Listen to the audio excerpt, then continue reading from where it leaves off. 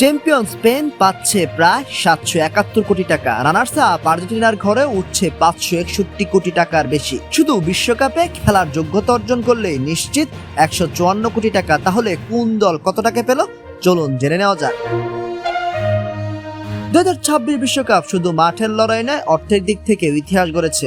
48 দলের এই বিশ্বকাপের জন্য ফিফা বরাদ্দ করেছে রেকর্ড 871 মিলিয়ন মার্কিন ডলার, যা বাংলাদেশি মুদ্রায় প্রায় 10,716 কোটি টাকা। এর মধ্যে 655 মিলিয়ন ডলার অর্থাৎ প্রায় 8,081 কোটি টাকা রাখা হচ্ছে পারফরমেন্স ভিত্তিক প্রাইজ মানি হিসেবে, আর বাকি 216 মিলিয়ন ডলার প্রায় 2,635 কোটি টাকা ব্যয় করা হচ্ছে অংশগ্রহণকারী দলগুলোর ভ্রমণ, আবাসন, প্রস্তুতি ও লজিস্টিক্স ও অন্যান্য প্রশাসনিক খরচে।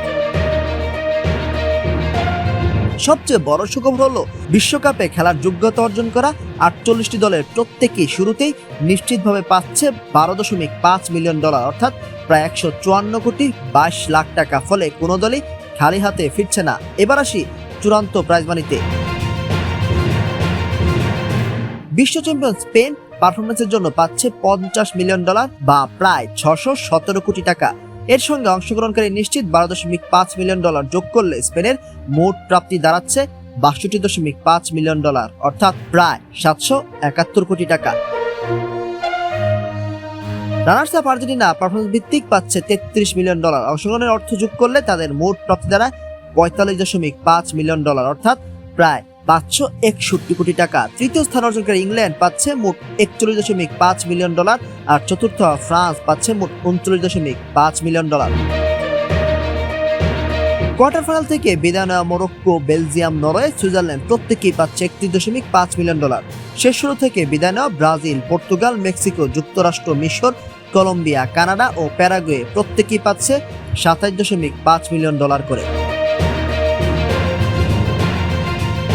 রাউন্ড অফ 32 থেকে বিদায় নেওয়া Germany, Netherlands, Croatia, Japan, Sweden, দক্ষিণ Africa, Senegal, Algeria, Ivory Coast, Ecuador, DR Congo, Bosnia Herzegovina, Austria, Cape Verde, Australia ও গানা প্রত্যেকেই পাচ্ছে 23.5 মিলিয়ন ডলার করে।